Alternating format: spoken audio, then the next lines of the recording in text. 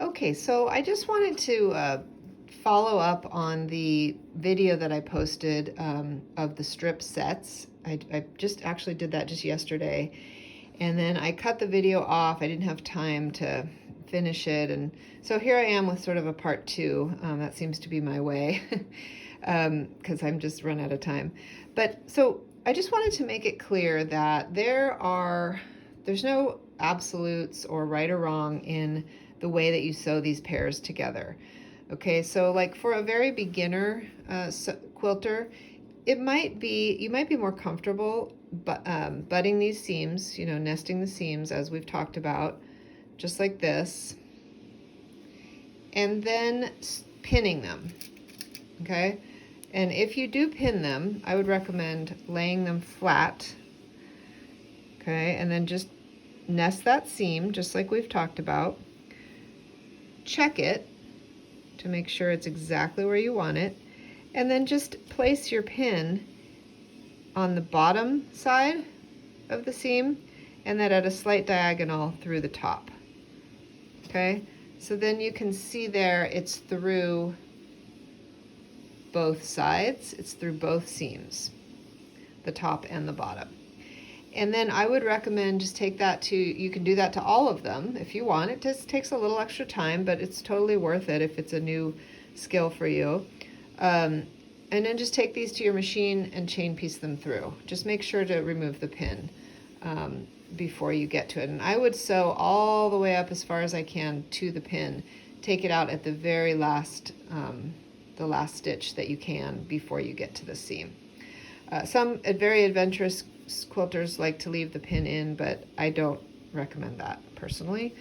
So anyway, that is a possibility. That's totally acceptable and great for beginner quilters who are just new to this matching seams skill and nesting and all that. If you're more experienced, I would just feel free to sort of finger press. Again, these were pressed. If you watch the video from that I posted in the blog, you'll see I pressed the strips. So these seams have already been sort of pressed, but then it's been a day, so they're kind of loosey-goosey. So you could just sort of finger press them on both sides, and then just go ahead and nest those seams again, and then just send it right through your machine, okay, and chain piece that. So that's how I generally do it, just because I've sewn, thousands of these probably at this point, and it feels comfortable to me to just do it by hand. But either way is completely fine, and it's just a personal choice.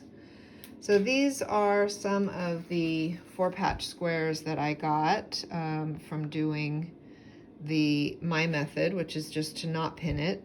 And I would say they're pretty clean. I feel, they're pretty good. They're not always going to come out exact. There's like the tiniest little bit of space between that. I got, a 1/16 of an inch off or something. Never going to care about that in a million years. So, you see, that's kind of what you're looking for, is for them to be as tight and close at the corners as possible. Okay, that's kind of the goal. And sometimes they're going to be spot on, sometimes they're not, and it's all good. Okay, so just don't stress out too much about that.